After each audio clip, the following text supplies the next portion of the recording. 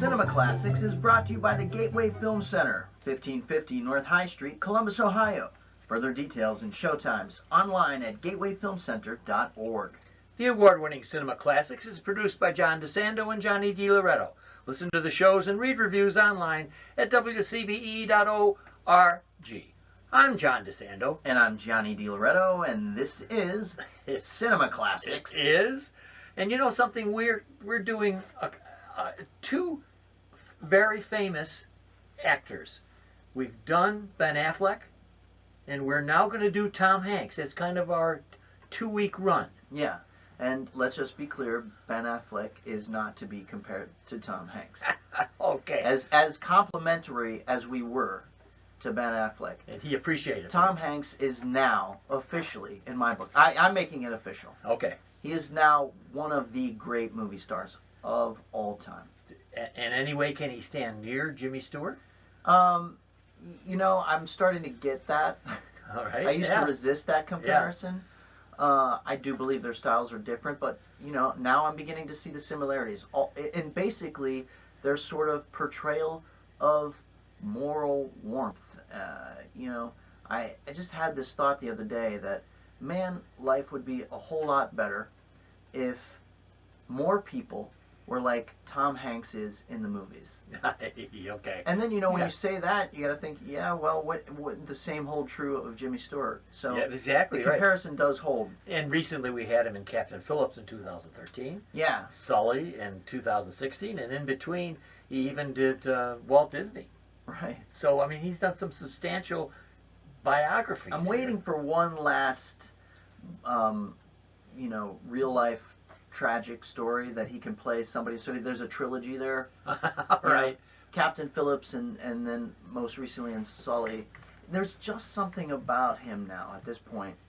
He's such a master at the great movie stars, the greatest ones, do very little in their finest moments.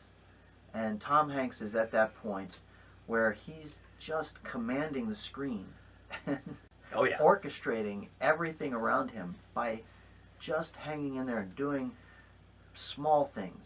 And we have an age. Small reactions. You know what I mean? I do. And we're in an age where we look to have heroes. Our current political scene does not provide the kind of heroes, for instance, our presidential election, that we would like to have for our country. So I think we look more carefully and quickly at actors like him who project this honesty, this warmth. And you know, you go back to when he won, I think, the Oscar for Philadelphia.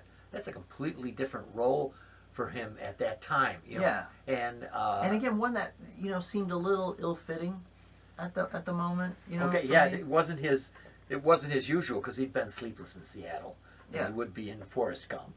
Mm-hmm. So at that time in his life, there were a little bit. Well, Philadelphia wasn't light, but it didn't feel like a good fit. You know, now when if there's a transgendered part and a cisgender actor takes the role, there's a lot of anger about why isn't a trans actor playing it? Yes. You know? And so back then you're wondering why wasn't an openly gay actor playing the part of in Philadelphia, sure. Which is, I think, ultimately silly, because acting should be the best guy for the role. But yeah, he if you notice, he didn't really take any more parts like that, and I don't mean necessarily gay parts. No. You know what I mean? I got you. Yeah. I think even he himself sort of came up against what might have been a limitation there. Sure.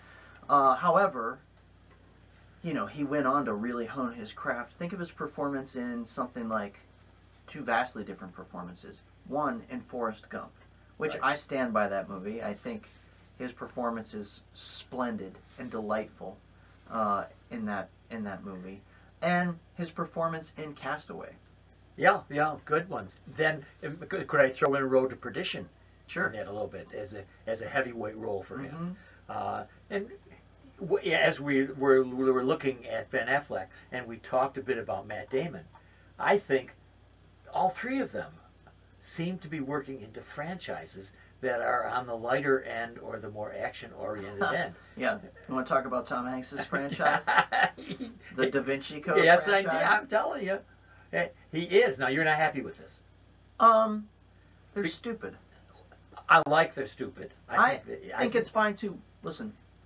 I enjoyed the Da Vinci Code was the only one I read. Okay. I enjoyed that. I thought that was a fine, silly romp, and not entirely stupid. It was a good time. The movies, however, were even, I don't know, there was something lacking in the movies. And Ron Howard's, it's almost like he refused to commit to the pulpy silliness of it. Yeah. And tried to serious it up. And right, in fact, he deals in very little violence per se on the screen for those which have a lightness to it. But when you look at some of the Batman, yeah, of that franchise and the darkness that has overcome that in a good way, and you look at the Jason Bourne franchise, which is really action and violence oriented.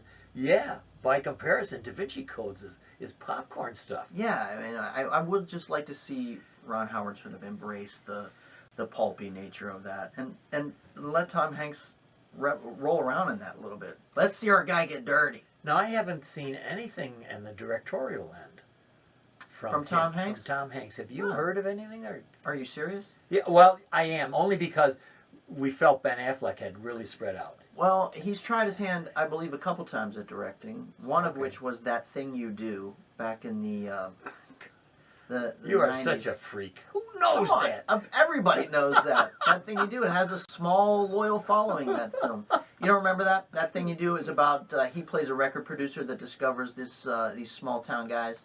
And it takes place in the 60s, and he gives them a record deal, and they have a hit. They have a one-hit. They're a one-hit wonder. All right. Okay. You're good. Come on, man. You're good. Everybody knows that one. Right. Oh. Callers? Yeah. Call in now. No. Call in now to tell John. Wait a minute. I think that's as blinking Tom Hanks calling. Man, we're on a roll.